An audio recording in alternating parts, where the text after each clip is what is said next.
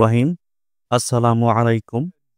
আপনি কি মা হতে চলছেন অথবা আপনার পরিবারের কেউ? চিন্তা করবেন না। আজ আমরা জানাবো কিভাবে প্রস্রাবের জন্য প্রস্তুতি নেবেন এবং প্রস্রাব প্রক্রিয়া কেমন হয় একদম সহজ ভাষায়। প্রস্রাবের আগে কি কি প্রস্তুতি দরকার? কিভাবে বুঝবেন প্রস্রাব শুরু হয়েছে? প্রস্রাবের ধাপগুলো কেমন এবং প্রস্রাবের পর মায়ের যত্ন কেমন হওয়া উচিত? চলুন শুরু করা যাক। নাম্বার ১, প্রস্রাবের প্রস্তুতি। প্রস্রাবের ভালো প্রস্রাবের জন্য ভালো প্রস্তুতি মানেই মায় মায়ের ও শিশুর নিরাপত্তা নিশ্চিত করা। নিয়মিত ডাক্তার চেকআপ করুন, পুষ্টিকর খাবার খান, পর্যাপ্ত বিশ্রাম নিন, প্রয়োজনীয় জিনিসপত্র প্রস্তুত রাখুন। ব্যাগ, নবজাতকের পোশাক ও জরুরি কাগজপত্র ইত্যাদি। হাসপাতালে যাওয়ার পরিকল্পনা ঠিক করে রাখুন।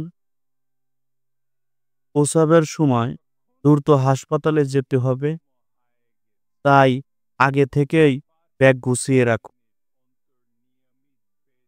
নাম্বার ২, প্রস্রাব শুরুর লক্ষণ। কিভাবে বুঝবেন প্রস্রাব শুরু হয়েছে?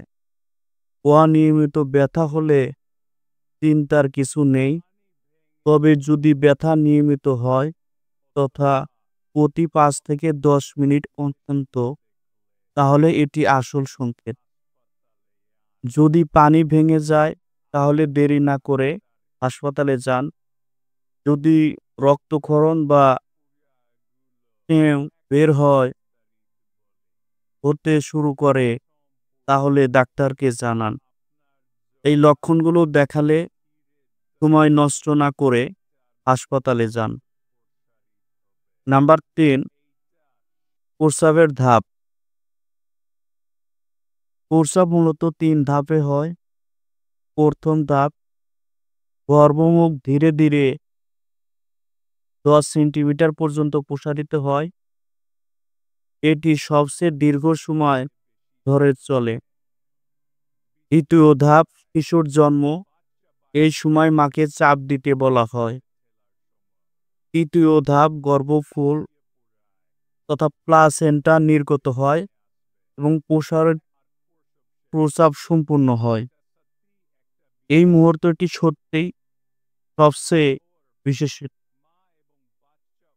নাম্বার ৪, প্রস্রাব পরবর্তী যত্ন।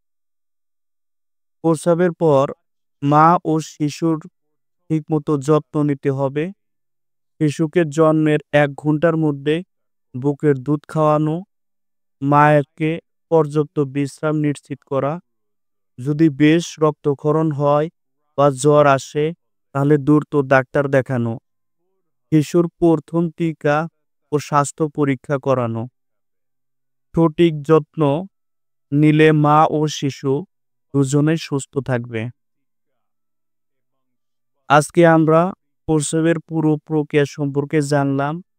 আপনি যদি এই তথ্যটি গুরুত্বপূর্ণ মনে করেন তাহলে আমাদের চ্যানেলটি সাবস্ক্রাইব করুন এবং ভিডিও শেয়ার করুন যাতে আরও অনেকে উপকৃত হতে পারে। ধন্যবাদ।